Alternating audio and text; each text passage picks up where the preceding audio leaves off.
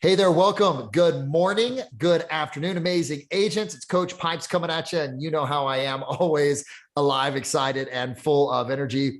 Welcome to Agent Academy Podcast. I'm so excited today to have an opportunity to actually bring with you and share with you, I should say, bring to you and share with you one of my I'd say close friends over the years, someone that I have actually grown up with back in man. It's 25 years. It's a quarter of a century, Alex, that we have been on this game and along this path together. And I'm really proud to say that he's someone that I've been in a foxhole with, so to speak, through multiple recessions, through the big one, right? And, we're still here standing and he's been a big support for me, not just from an agent perspective and from a sales perspective and from a business perspective, but just as a all around amazing individual that I respect as a man and as a human being. So it is with my pleasure that I get to introduce you to my good friend and one of the top agents in North America, Mr. Alex Lehr. Alex, say hello to everyone if you would, please, man. Well, first of all, Bill, like always, it's crazy when you think about all of us I don't even know if you were 20 yet at the first time when you sat at the table where it was a mastermind group. And I can remember that like it was yesterday. It was just, the time, and you just go on. I'm like, I was 21 years old. I was in an English program to get my PhD, right? And then I met Mike Ferry, who always big props to Mike, right? And then, you, Joe D, Ty, who else? Tom, obviously, and that whole group. And we all got the chance to figure it out, grow up together. And as we were talking earlier, group, like we went through like steel sharpens steel, and all of us grew up during a time where skills and discipline and what you say and how you say it and what you do every single day matters.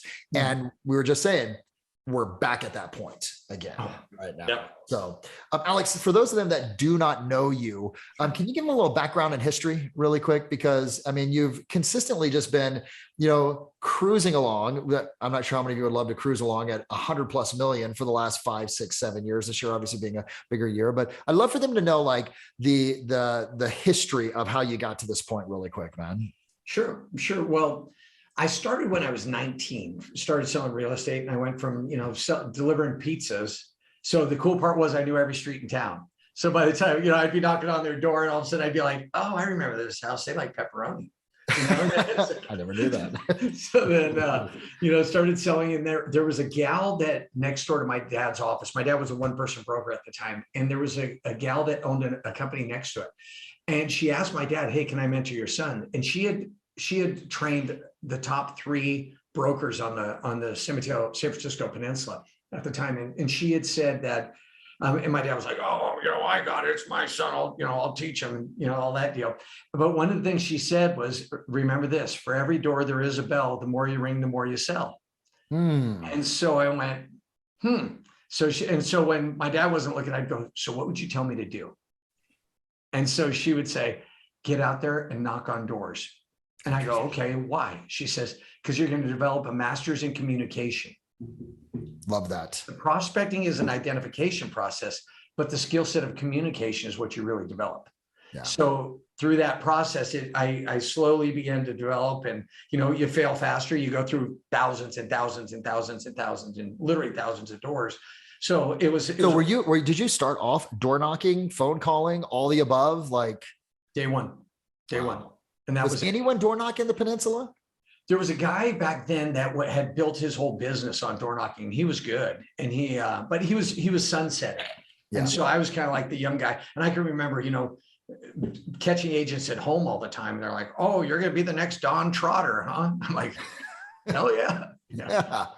What's interesting is you look at Silicon Valley. And you think it's like super high tech in terms of, marketing, advertising, everything along those lines. But I look at door knocking, which still works, right? We had some individuals at Sales Mastery where they were talking about, hey, we direct mail and it works. And then you've got you and your team door knock. You got our buddy Andy C that's down in a little bit, down in San Jose that door knocks and door drops. It's so interesting to see that in one of the most technologically advanced areas of the world, what works is this at a high level, is a fundamental concept. So, well, and to dovetail onto that, one of the things that most people miss, especially now with so much noise coming at people and information overload, and we literally have monkey brains.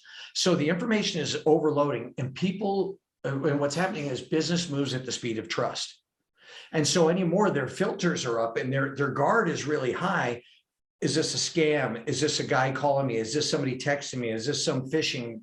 There's all these filters that are coming up. But when they can read your body language and they actually get to meet you, and even if you're doing a pitch to their Ring doorbell, they're safe, you're vulnerable, they feel engaged. So that's the one, that's part, there's a lot of dynamics that come into the psychology of it, not just, hey, I'm going out on doors, I know my script. But, and this is one thing I'll say, and this is a sidebar. Everyone on my team does a presentation without a single word. Can you do your presentation with body language? Interesting. Is that scripted?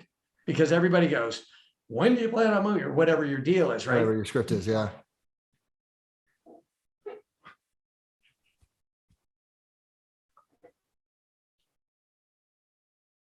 Can you take through and have your facial expression, practice it in the mirror to where, oh, no, I think I'm going to move. My husband just committed suicide.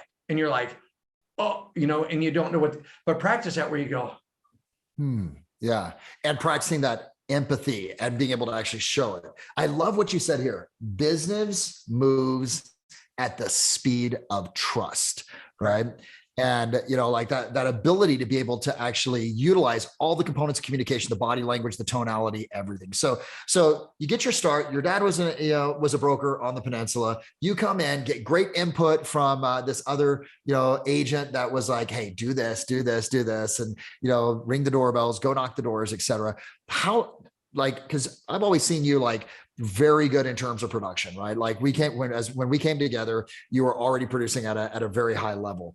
Talk to us a little bit about how you moved from new agent to earning $1 million, 1.2, 1.5, et cetera. So what were those key steps that someone could repeat and duplicate for themselves? Well, first and foremost is I went from when I first met Mike at the time, I was doing about 18 deals a year. And I went from 18 to 36 to 50 and then on up. And at I think it was 79 deals, I outsold everybody in the county. And that's when I won the award, whatever it was. And it was a few years straight that I was right up there, and then they canceled the award, typically, Yeah. So but that's when I really made the ramp up. And that my peak year was 2008. I did 220 deals. And so, but I also went back and said, okay, so if we look at it, what it really comes down to was this. I got so good at my skill set. It doesn't matter who I'm talking to and under what context. There's never, remember, sellers and dogs smell fear. If you don't know what to say, they're going to smell fear.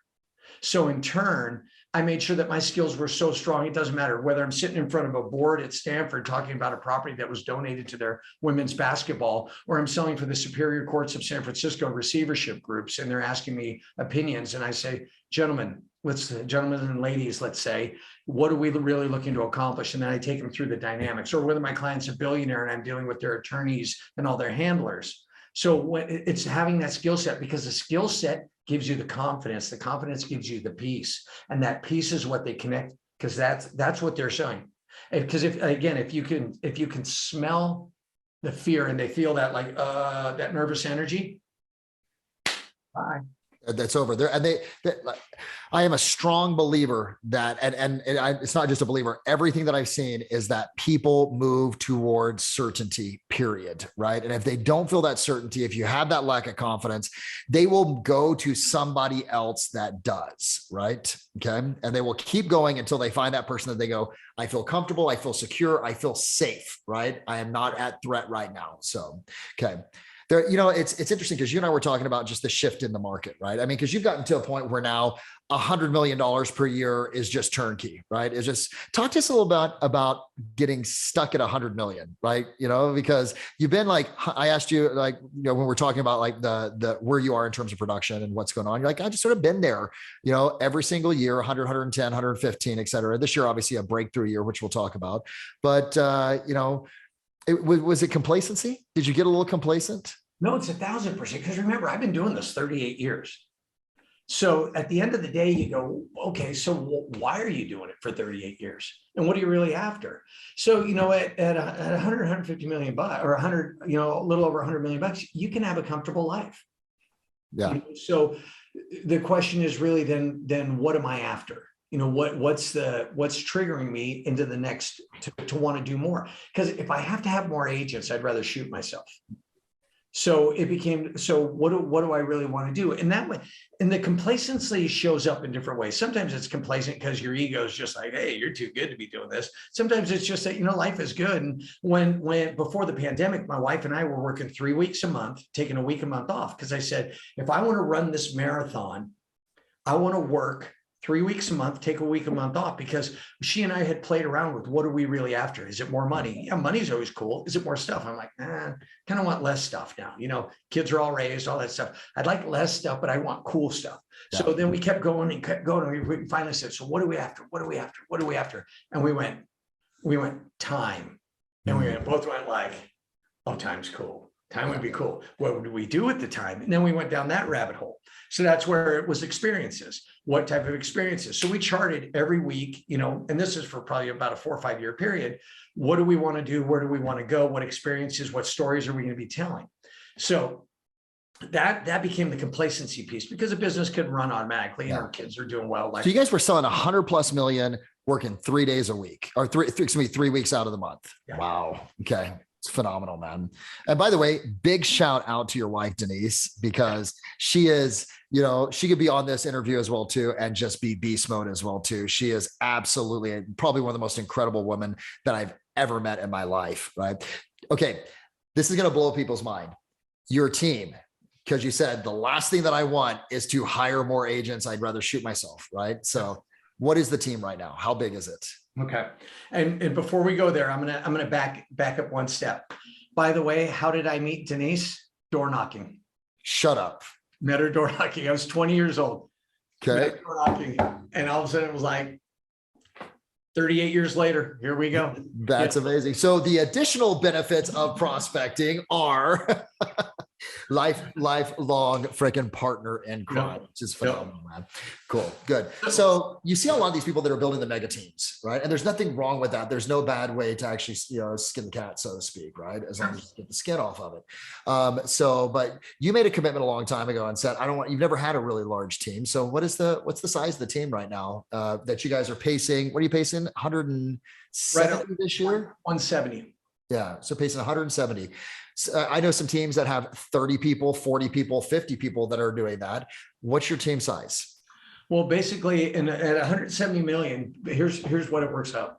I've got my son-in-law, Mike, door knocker, my son, AJ, door knocker, my son, Drew, door knocker, daughter, Gabriella, she works with buyers, full-time listing coordinator, outsourced transaction manager, full-time project coordinator, construction manager that helps our clients get properties ready for market. And then my wife, Denise. So that's it, so our objective is, so you're doing that with 10 people. So you're doing pacing 170 million with 10 people, including yourself. So you obviously still are you the primary rainmaker of the team right now? I am the tip of the spear, because back to what you said, we actually did a roadmap of my face. These wrinkles are from the recession of, the 1989 earthquake. These teeth are worn out from 2008. The gray hair is built in from when the 89 earthquake hit and knocked the bridge into the bay. These wrinkles over here are from 9/11 and having to coach clients through all the fear cycles in the market. Yeah. So we actually have that as one of our marketing pieces. That's hilarious. We're selling certainty, right? So, but basically, what I go out and do is I go out and I sell certainty and our team executes. Okay. So do Mike, AJ, Drew, are they going out on presentations, buyers, doing things like that? Or are you turning them over to them, like meeting them and then turning them over to them? Well, no, the way we work is this. And so this is what you have to, and this is one thing I would tell everybody, be very, very, very, very clear about what you're after, because prospecting is an identification process. It's not a selling process. So what my guys are doing is out there, they're identifying somebody that has a need of sometime, someplace, somehow. They want to do something in real estate. So then what they do is the thing that they're selling is 15 minutes. Every day they're selling 15 minutes. Okay. And that's 15 minutes with me. Got it. So that's all they have to sell is 15 minutes. So their focus is they're scripted around, they're there to unlock people from their mental, psychological, financial, emotional prisons. And then by the time they allow them to just meet with me, there's no pressure. But the majority of what I do is psychology. The majority. So, very interesting. So in essence, they're sort of like ISAs. I mean, they are prospectors. They identify the individuals and then they get them over to you. So, and then you take that, run with it, turn it back over to listing management, Denise, and the rest. Dude, you guys must run. I'm not going to ask margins, but it's got to be ridiculous, right? It's comfortable. It's comfortable. Yes, dude. Congratulations, man. Yeah. You've been through a lot. Obviously, there's a lot of people that are out there that look at, okay, I'm going to ask you this. There's a lot of team leads that are like, I want to get out of production, that are working to that. What made you decide to say, I want to stay in production? Well, here's the thing you've got to look at for any of us. Again, and it really just depends on where you find most people are looking, from what I'm finding in agents, is that a lot of them want to be they want to run a team, but they don't have the skill set to actually go out and sell. And I remember General Patton had a thing where he said, if, he grabbed all his generals together, or all his admirals together, and he said, or whatever, whatever. As colonels or whatever. Yeah. So basically, and he put out spaghetti on the table and he says, push it across the table. And they got these wet noodles and they're trying to push it across the table. None of them could. He said, pull it across the table. Everything went right in line. So I am the tip of the spear for a simple reason. I enjoy meeting people. I have a lot of fun with people, and I talk shit all day long to people, literally. And if I don't, they're like, is everything okay? I go, oh, did I forget to insult you? Hold on. Give me a minute. Yeah. And so, but literally that's what I do all day long. I play grown-up Monopoly all day long. So for me, it's not a business. It's a fun game. And I look at it and go, so for that, and I decided I could stay motivated on my worst day higher than I could motivate the best person on their best day. Wow. So for me, it's all I work on every day is energy management, because the only thing I can control is the resource of energy that I have. And so if what most people don't realize is that drains on energy are like threads. You don't even realize they're there. But after you have 100, 200 threads on you, you have a rope holding you back. Yeah. So I don't want to motivate people. Like I always tell my crew, I go, remember, if you get in the way of the bear on the way to a kill, you will be eaten as the cub. It's literally that simple. No. It's, let's not complicate it. And I really enjoy going out and meeting people where they are and going, okay, is this a financial issue we get to work through? Is this an emotional issue? Is this a divorce? Is this a death? Is it, there's so many elements to it. And that for me is the fun, the mechanics, the psychology. It's the challenge that you still ultimately have. Will you continue selling for how long, do you think? I have a plan to 75. 75. How old are you right now? 57. 57. Dude, first of all, I said this earlier, like every time I get on a call with Alex, I'm like, dude, you're aging in reverse. You're like Benjamin Button right now. So they're gonna be like a baby. Quick face cream, right? Yeah, that's right. Okay, so let's talk energy management, because I believe that this market right now with all the shit that's going on, all the changes that are taking place, with all the bombardment of negativity that we have in the news and the media and inflation and whatever, having to manage clients' expectations. It's one thing to be able to work with a buyer and, hey, I missed my offer, et cetera, and another offer, but it's another thing to deal with an upset listing, right? Which I think we really should make sure that we take time on this interview to be able to talk about like your listing game, because I think it's stronger than just about anybody else in the nation. How do you manage your energy? You say, my job is energy management. Talk to us a little bit about how you do it, what you do, what strategy you actually utilize. Well, I'm going to say it this way. When you meet people, you can feel if it's surface energy or if it's a core reactor. Okay. Like you can feel people and you go, I don't know, that's something that's sitting on a nuclear reactor right there, and you feel that heat. And so equally so, whenever we're talking about energy, so whenever I meet people, energetically, and I don't want to get all woo-woo in, the secret and all that other stuff, but it's like literally you have to look at, is there alignment, first of all? Because if I don't feel like they're the right fit, I equally say, guys, I don't think I'm going to be the right fit for you. Because again, if I feel that they're there strictly to beat me up on commission, or if it's just if it's a transactional experience, I got better things to do. Yeah. If it's a connective experience where I can help them over a hurdle in their life and help them create their outcome, their dream, then that's what I'm looking at. Because then what happens is energy is compounding. Versus the ones that are sucking that energy out of you. Because we've all had deals where we're like, dude, that was the smoothest. It felt good. And it's like heroin. You're like, God, I want to do that again. That freaking thing. Oh, yes. Give me a double tip of that. Right. Yeah. And that brings energy to the table. And what you have to look at is, even in so much as when you have chaos in your life, what things, one of the things that John had said at your event was that he talked about cleaning up your personal stuff. And it was profound, because doing that adds more energy, more resources. And remember this, sales is a transference of energy. 100%. Sales is a transference of energy. And it's not this neurotic, it's not this, but it's like, look, I tell clients this all the time. I go, remember one thing, I'm here to help you to an outcome. And remember, never panic till I do. And one thing you should know, I never panic.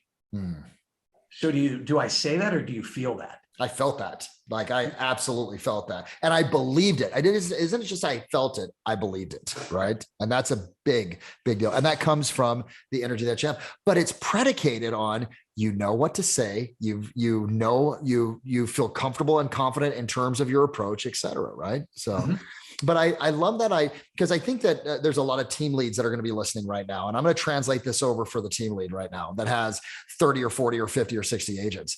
What Alex just said to you guys, you can translate that over to the agents that you're allowing into your organization. Right, Alex? Oh my God.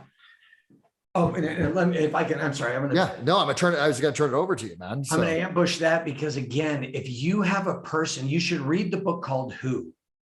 And the book called Who is all about hiring and really making sure that they fit your organization. And if you're growing and you're taking on anybody where you feel that resistance, that is energy drain immediately. Now that is not even a drain. You can't even quantify how much that's costing you. Yeah. Because potentially you're not putting in the resources to the people that are producing or on the bubble that you can help produce. Now all that's happened is you pulled the quality of the whole place down. Wow. So you are better off firing. I heard some of your team leads saying they got rid of people, and I go, that's called social cleansing. Yes. And you need to socially cleanse, or economically cleanse, organizationally cleanse, whatever you want to call it. But if you don't have the balls to do that, then you shouldn't even be in the lead seat. That's so huge right there. Right. And so many people should not be in the lead seat because they're not willing to actually make those cuts. I just thought about like that whole, that string and that drain, et cetera. Like when it's just you and a client, it's just the client draining you. But when it's a team member that shouldn't be on the team, they have strings attached to like all the people that are on your team, as well as yourself, as well as your operations. So it's compounded actually on the energetic pull, and that energy turns into financial loss and chaos as well too, right? Okay. Right. You and I were talking a little bit about like shooting star or superstar. Do you want to jump into that, man? So I'd love to have you share that with them. So. Well, the thing about that, I looked at it is this way. And this is where I think, and I don't want to sound like an old curmudgeon, some old, well, let me tell you, but literally it's like, I tell my guys, I go, tell me about your career path. Are you here for a year, 2 years, 5 years, 10 years, or is this a commitment lifelong? Because it's not about the commitment to this business. It's about the commitment to yourself and the skill set you're willing to develop. Because if you think you're into this for 2 or 3 or 4 years, or this is just a pit stop on your way to somewhere else, you're not going to take the time to become a master. And my whole game is about mastery. And so anybody that's with me on my team, they have to be into mastery or they can't be part of my team. Brilliant. Because if not, I want to be around. I don't want to play on a stage where there's a stadium of people that are climbing over themselves to get in. And some of the people on our band are just mailing it in, right? They're mailing it in, and you can tell they just shouldn't even be on that stage. Because I think of it this way, and this is the, and I have a lot of weird analogies, so I apologize, but just I freaking love the analogies. Keep going, man. But think of it this way: every freaking time you go to a concert and you've just paid $400 or $500, $1,000 for a ticket, you sit there and what do? You sit down and you expect them to perform. You expect them to show up and be their best. They had a crew making sure everything was placed properly. They went out and they tuned their instruments. They went out and made sure. And then here we go out for listening appointment time and time and time again. We show up and we never tune ourselves because we are the instrument. I spend all my time tuning the instrument. So that's the part. And it's like being a shooting star versus a superstar. Why is it that people are still crowding in stadiums to see Mick Jagger? Right? He's 70 years old, dude. He should be on a walker with new tennis balls. I think he died 10 years ago. No one told him, right? Exactly. So I mean, like literally, man, there's enough leftover heroin in his system to be able to keep going. But they still do. They still show up, right? Shooting star or superstar. Wow. Amazing. So let's talk listings, right? Okay. I love this thought that like, if you're a superstar and you show up for a listing presentation, they don't give a shit about anything else, right? They want you to be able to perform. And that performance is, can you get my home sold? Can you do it in the time frame that we need? Can you do it at the price that it is that we're expecting or like that's acceptable for us? There's a lot of agents that are moving right now. In fact, I just got off a call a couple of minutes ago before we jumped on this interview with one of our great clients, Michael Barrett, and they're shifting over from buyers to listings. And I think there's a lot of that's taking place right now because now that game is changing, right? So can you give some pro tips and some hacks on I'm switching over, I'm starting to jump back into listings, right? What would you say to that agent that either has never done them or is beginning to level up into them again? Well, I'm going to say this, and follow me on this, and then I'll take you. As you know, I'll always go over here, and then we'll come back through the garden some way. But there's three things. Most agents are going out, and when they leave a seller, the seller has a thought, a belief, or a knowing. They think you can do it, they believe you can do it, or they effing know you can do it. Yeah. I never leave without them having a knowing. How do they know? If you guys jumped on an airplane, you're walking on the airplane, right? As you're walking in, you're coming through through the concourse, you get onto the jetway, you're walking into the plane. If you walked in there on the plane and you looked at the pilot as you're walking to get your seat and he goes, I wonder what all these gauges do. Let me off the plane, bro. So, right. So the very first thing as an agent coming into listings, every Monday, I break down every city in my market. I could tell you granularly what's happening, absorption rates, days on market, supply chain, how long they're taking. I'm looking at graphs every week. If we're looking at this one, supply is dropping, demand is increasing. Overall volume is below pandemic levels. But if I see these two lines converging, that's a smaller tire, but we got more pressure coming in this market. Our prices aren't coming down. There's fewer sales, fewer listings, but the buyer pressure is increasing. That's going to keep our pressure in the marketplace. So do you understand what the gauges mean? Have you taken the time to really learn the gauges? So when I go out to a client, I'm going, gosh, let me show you my marketing. Look at me in my photo with my puppy. Yeah. Who gives a shit? Right. And I really show them, hey, look, let me explain what's happening in your market. Not only in your market, but let me explain to you the price points that have the highest absorption, the price points with the right configuration, the right price points within these school districts. So we break it down to a granular level. So by the time they leave, I go, look it. So here's the option. You're going to have a lot of doctors come through the door. Let me ask you a simple question. Which one's going to cure you? Do you go into any marketing or because I think this is so critical. What Alex just said, guys, you've got to pay attention to, right? Because knowledge equals confidence, period. And if you're not taking the time, and what Alex does is he said he studies after how many years? How many years has it been, Alex? 38. 38 years, right? Still digging into the data. He can lean on the merits of what he has sold, which a lot of agents do. They walk into a listing presentation. I sold all these houses. I did all this, but you're leaning into the knowledge base, guys. If you're not doing that, you're not a professional, in my opinion, right? If you're a hobbyist, because a professional pilot, a commercial pilot, there's an expectation in terms of the ability to keep their skills at the highest level they possibly can, and to be able to know everything they possibly can about aviation and the equipment, which is the airplane that they're on. Do you guys lean into marketing at all?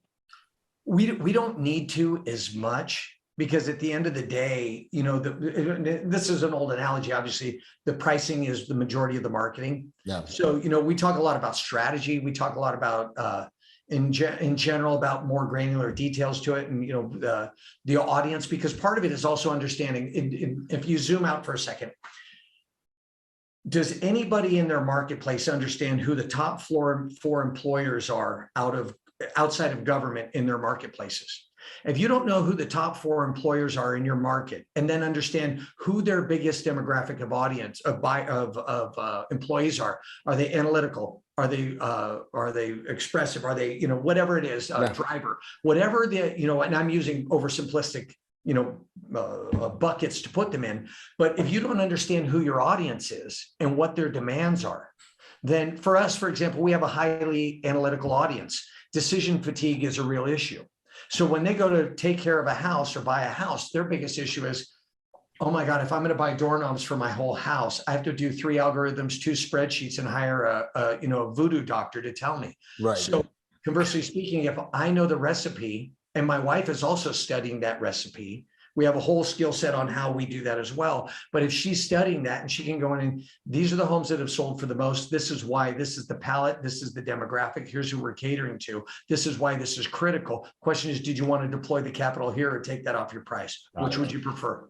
So, and by the way, guys, so Denise does a lot of she's the listing, like she helps get it ready to come to market, stage it, do whatever. Because for those of you that are in the Bay Area, you understand that there's project management that goes into it. It took me a long time to understand that, working with like Andy Wong and a couple of other individuals, which was, I'm like, why is it taking you like 6 weeks to bring this? They're like, because we're project managing it, right? Or in the East Bay, it takes a while to be able to actually do all the work that needs to take place. So Denise's oversight on that, right? Correct. And she's the one that she's really connected to the client, making sure that she's got them, they feel completely supported.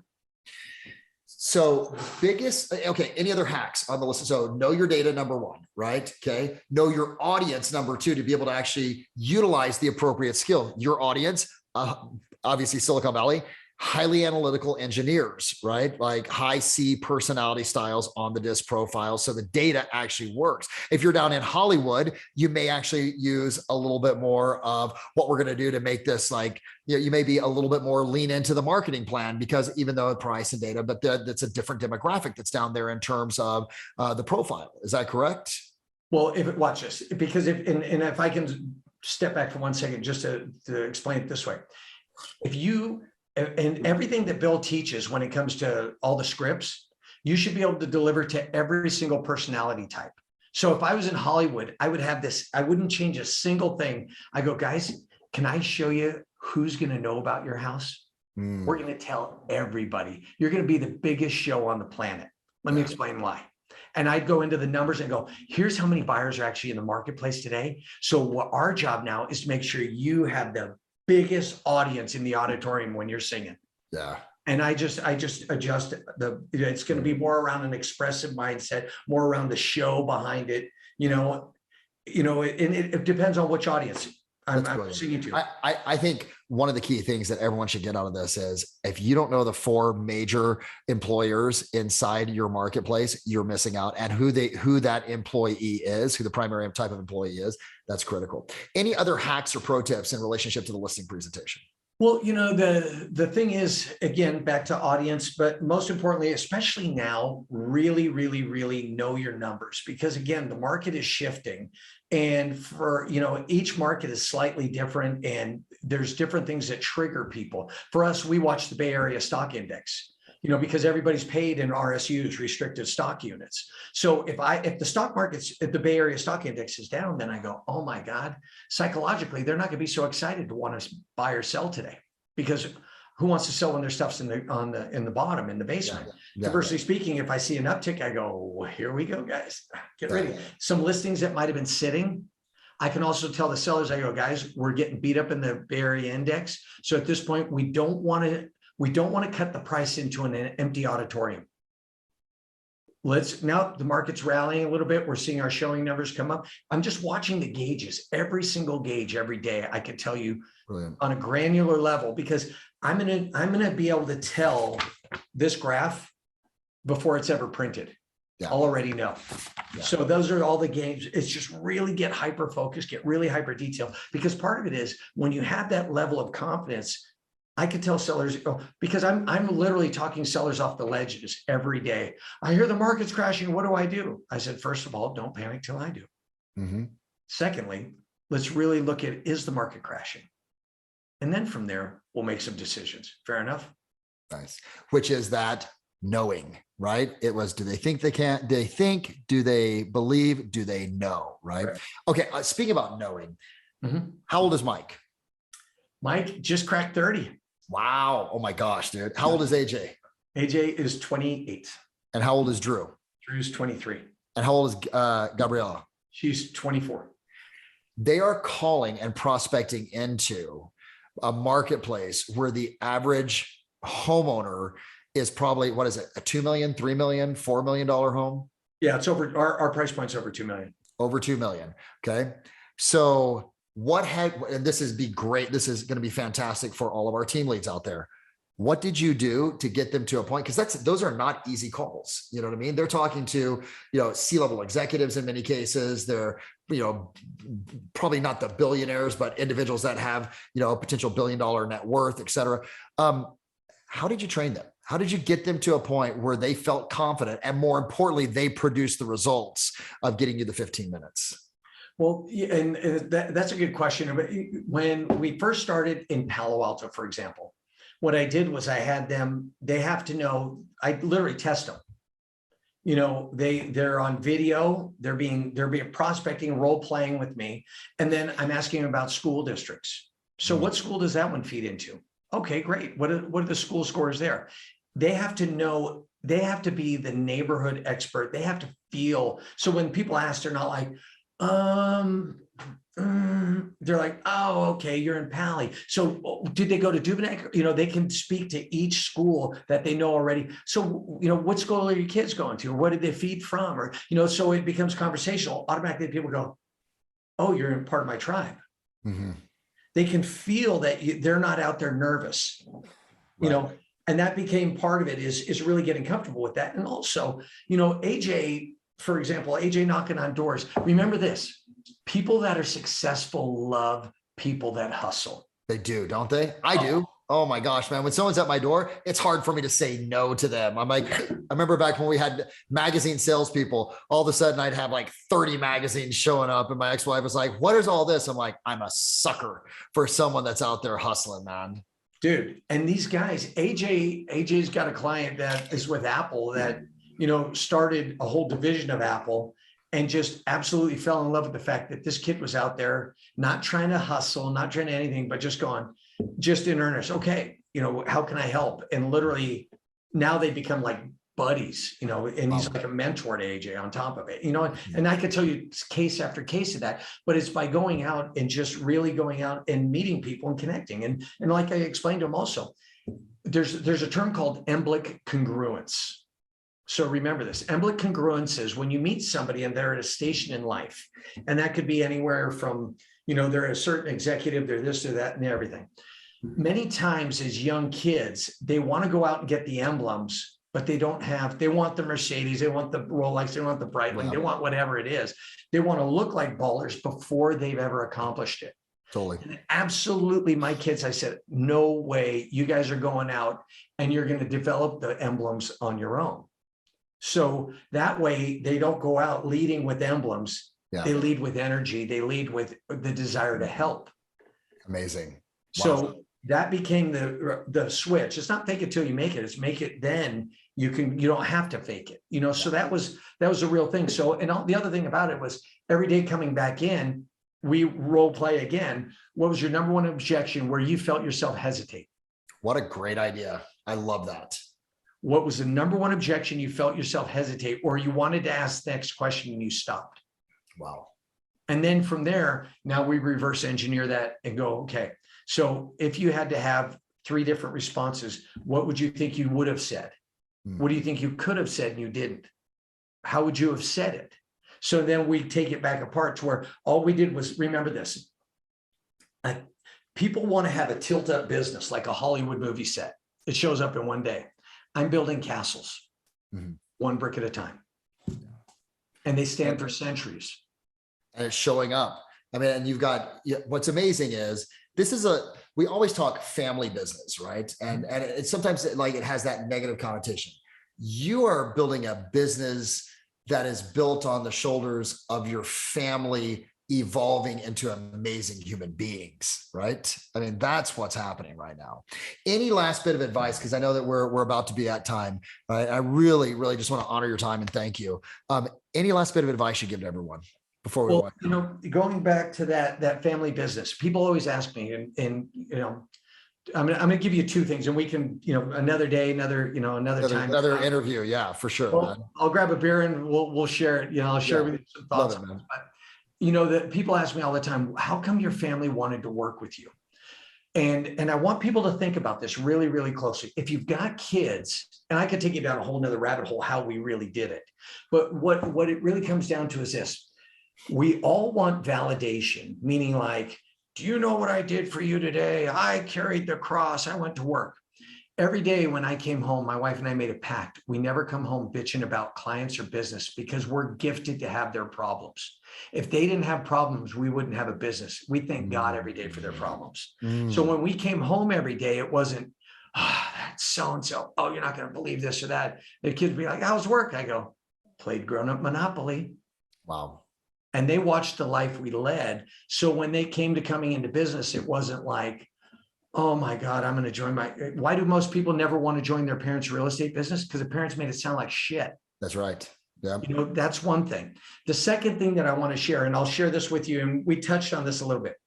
When my wife and I were together, when we first met, when we were 20, both of us had alcoholic parents. We had, some things that we both looked at and said, okay, we don't want to duplicate those things. How do we make sure we don't?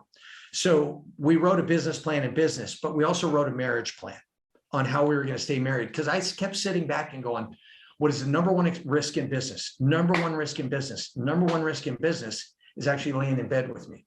Because if I build this empire and over 50% of the time, we're going to go through a divorce and wind up splitting it, maybe I should have worked on my skill set at home. So for me personally, and Bill, you and I have had some great conversations. Amazing conversations. Some really deep conversations about this. The realities are, I made sure that I invested equally the amount of time, because if I'm going to be great in real estate, I better be equally as good at home. Because if I don't, then I've robbed the people that count the most. And if I'm building a legacy, I'm not building a real estate business, I'm building legacy wealth. Part of building legacy wealth is having humans that will understand wealth, money, and how to be good humans. Because the only thing I leave on this planet that'll have any value are those humans. And if I'm going to leave trash, I will clean it before I leave. That's brilliant, man. So good.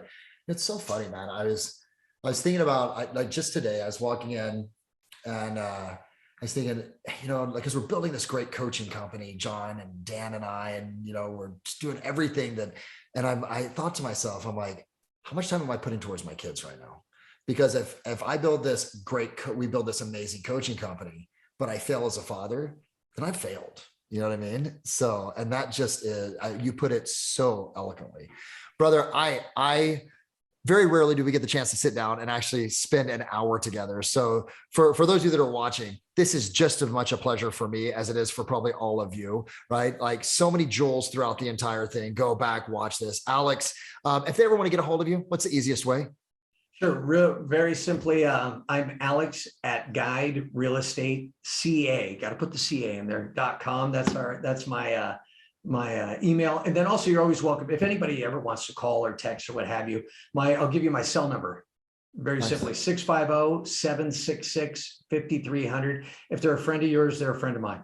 I love it, brother, man. Hey, I appreciate you for not just this, for everything over the course of the last 20 some odd years. My geez, Pete's, man, 26 years. No, shit, how I'm 50. Yeah. So it's 26, 27 years. So both from a personal and a professional level, man, thank you for taking the time to be able to do this. I know everyone got value. Alex, I will talk to you soon. All of you guys, we'll see you on the next interview. Take care. Look forward to talking to you all soon. Bye-bye. Thanks, Bill. Thanks, Alex.